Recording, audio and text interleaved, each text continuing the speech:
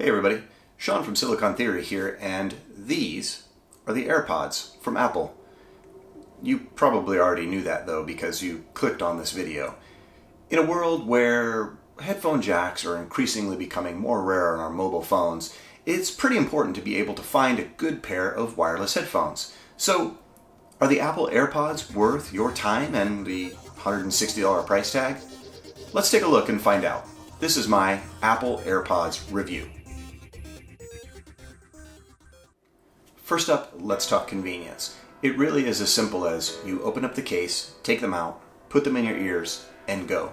For an iPhone, it's very simple, but the process still isn't perfect. At times, they didn't automatically pair to my test iPhone, and maybe it was something that I did wrong.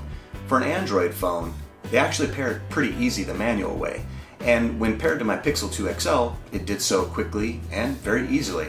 And for a device that is as notoriously finicky with Bluetooth as the Pixel 2 XL, that's saying something. The connection is strong, and I haven't had a single skip, pause, or drop in the audio processing when using them. That's pretty impressive, but for $160 it probably should be. Small and super portable, you can go anywhere with these things. Simply toss them in your bag and go. The magnetic case is neat and ensures a proper charge every time. Just don't forget to charge the case. Apple's one-size-fits-all design isn't actually going to fit everyone.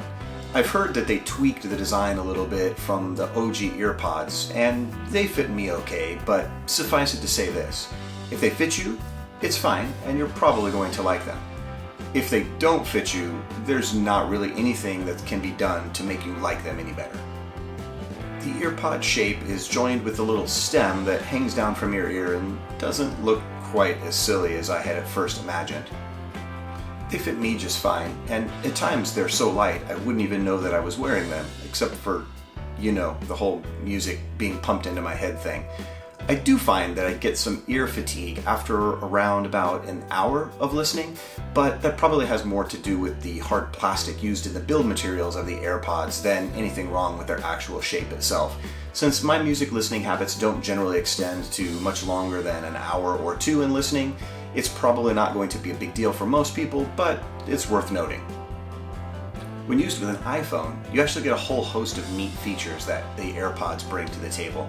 You can actually pause playback when you take one of them out of your ear, but I've found that this doesn't work 100% of the time. It's probably more a function of the accelerometer not working correctly more than it is the actual AirPods themselves. And you can actually still continue to listen to your audio using only one of the AirPods in kind of a stealth fashion. And that's actually a life hack recommended by CNET to prolong the overall usefulness of your AirPods in general. You put one of the headphones in, listen to your audio, and then when that one gets ready to die, you can swap it out for the other one, put the first one back in the charging case, and keep going almost indefinitely. And there's also a nice little widget that you can use with an iPhone that quickly check the battery life of your AirPods. It's so easy and convenient to use. I recommend everyone install it ASAP as possible. On an Android device, you can get some of these features back by installing an app called AirBattery. I'll put a link to it down in the description. It gives you a very Apple-esque looking widget that allows you to check the battery life on your AirPods, but for the most part, you don't get access to some of the excess features, although you still can skip forward and backwards by double tapping on the AirPods themselves. But in essence, with an Android phone, the AirPods work just like wireless Bluetooth headphones. And you know what? That's okay, because they're still super convenient and they work really well. So let's talk about battery life. That's something that's actually pretty good with the AirPods. Apple claims about 5 hours of continuous use, and in my tests, every hour reduced the battery about 20%. You can extrapolate that out to about 5 hours of usage.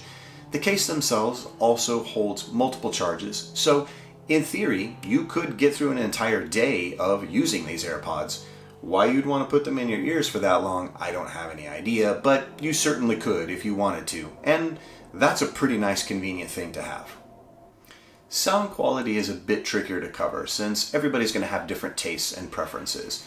In my use case, about 50% of the time I'm streaming music from Google Play Music, and about 50% of the time I'm listening to podcasts through Pocket Casts.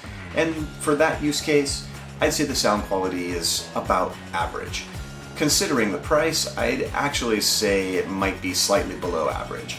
They certainly don't sound as good as my Libratone Q-Adapt USB-C headphones, and not nearly as good as the Beats Studio wireless headphones I have as well. But considering that the Libratone devices are wired and the Beats Studio costs closer to $300, I'd say for the price, the sound quality is fine. So, what's the verdict? Do the Apple AirPods do enough to earn your $160? Honestly, yeah, they kind of do. I went into this review not necessarily wanting to like the AirPods as much as I actually ended up doing so. They're super convenient, they fit my ears just fine, the sound quality is okay, and the convenience and portability factor make these a definite winner. I'm not normally a guy who's going to spend $160 on headphones, but I also have a lot of headphones, and now when I'm at the office, running errands, or just in general want to quickly listen to some kind of music or podcast, these are the ones I reach for. It's a kind of a hard to describe feeling, but if they fit you, I think you're really going to like them. So that's it. That's the Apple AirPods review. Thanks for watching.